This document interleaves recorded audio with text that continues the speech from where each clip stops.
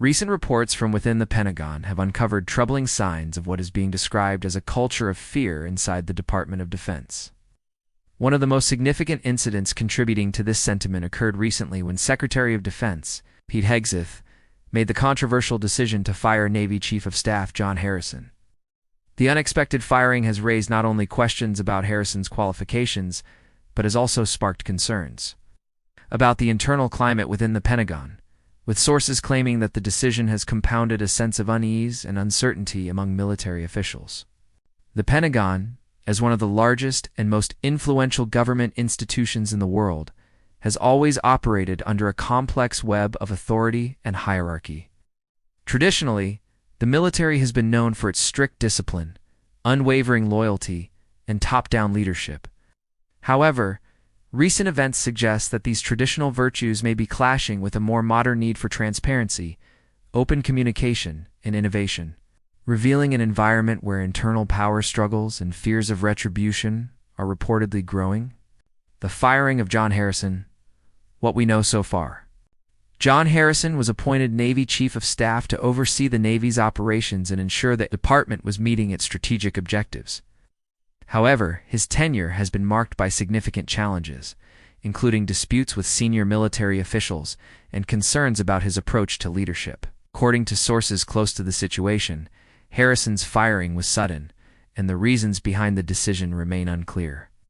The Pentagon has offered little in the way of an official statement, leaving the public to speculate about the true motivations behind the move.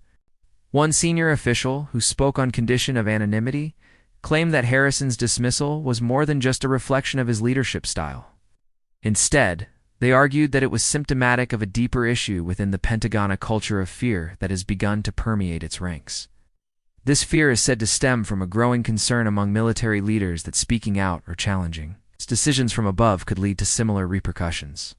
While Hegseth's statement regarding the need to restore the warrior ethos may have sounded like a call for stronger leadership, insiders suggest that it may also reflect an attempt to consolidate power within a small group of military elites.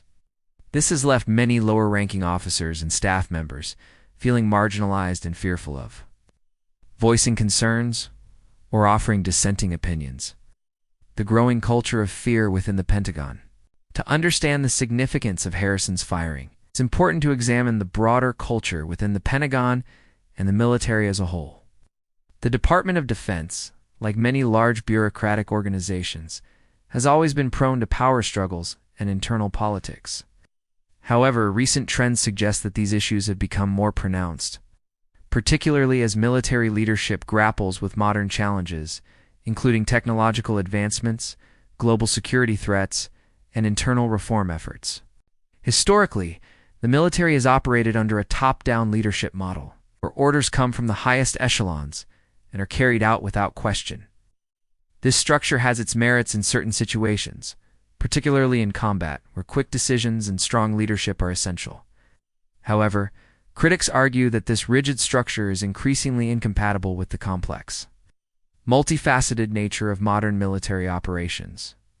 In an era where information is readily accessible and the demand for transparency and accountability is higher than ever, a military leadership style based purely on authority and obedience may be stifling innovation and creativity. This culture of fear is said to discourage open dialogue, experimentation, and the critical feedback necessary for organizational growth. Instead, it fosters an environment where individuals may feel reluctant to voice concerns or challenge the status quo for fear of facing repercussions. The fear that has been reported by insiders is not just about job security, it is about the very real threat of being ostracized within the ranks of the military. Several sources claim that those who question decisions from their superiors risk being labeled as insubordinate or disloyal, potentially jeopardizing their career progression and relationships with colleagues. This fear is compounded by the lack of transparency surrounding decisions like Harrison's firing, which only serves to reinforce the notion that military leadership operates in secrecy and without accountability. Dr. Emily Parker's insights, a military analyst's perspective, gain a deeper understanding of the potential implications of this culture of fear. We spoke with Dr. Emily Parker, a military analyst with over 2 decades of experience studying organizational behavior within the Department of Defense. Dr. Parker believes that while the Pentagon's internal culture has always been hierarchical, recent developments signal a troubling shift toward a more insular and secretive structure. Historically, the military has operated on a strict adherence to chain of command, Dr. Parker explains. But what we're seeing now is a shift toward a model where there is very little tolerance for dissent. This firing is not just about Harrisonides, a reflection of a much larger problem within the military. When people are afraid to speak up or challenge decisions, it not only harms morale but also stifles innovation and leadership development. According to Dr. Parker, the culture of fear is particularly damaging to the Navy, an institution that relies heavily on strong leadership at all levels. She argues that by discouraging open dialogue, the Pentagon risks alienating talented individuals who could otherwise contribute new ideas and solutions. Innovation is essential in the military, especially as we face new global challenges, she says. If you have a leadership structure that's only focused on maintaining the status quo and silencing criticism, the consequences, what this means for the military's future, the potential long-term consequences of a culture of fear in the military are far-reaching. For one, it undermines the very essence of what makes a strong military strong leadership. In an environment where leaders are unwilling to entertain opposing views or consider new approaches, the ability to adapt to changing global dynamics becomes increasingly difficult. This is particularly concerning given the rapid pace of technological advancement and the evolving nature of military warfare. Moreover, the culture of fear threatens to erode the trust between military personnel and their leaders. As Dr. Parker points out, a lack of trust within an organization can have serious implications for performance and morale. If people don't trust their leaders, they're less likely to follow orders and work as a cohesive team, she says. In high-stakes environments like the military, this lack of trust can be deadly. One of the most concerning aspects of this issue is the effect it has on personnel retention. If military personnel feel that their careers are at risk for speaking out or offering feedback, they may seek opportunities elsewhere. This could lead to an exodus of talent from the Pentagon, further exacerbating the challenges faced by the Department of Defense. Transparent. An innovative environment.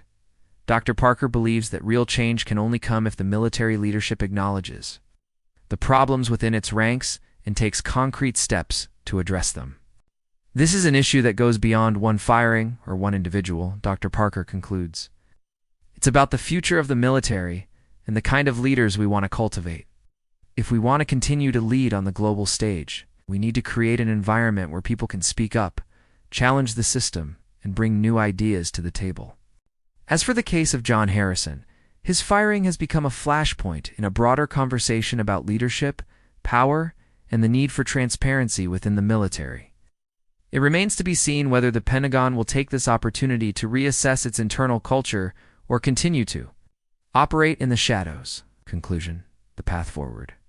The firing of John Harrison has cast a spotlight on a deeper issue within the Pentagon culture, a fear that threatens to undermine the military's effectiveness and leadership.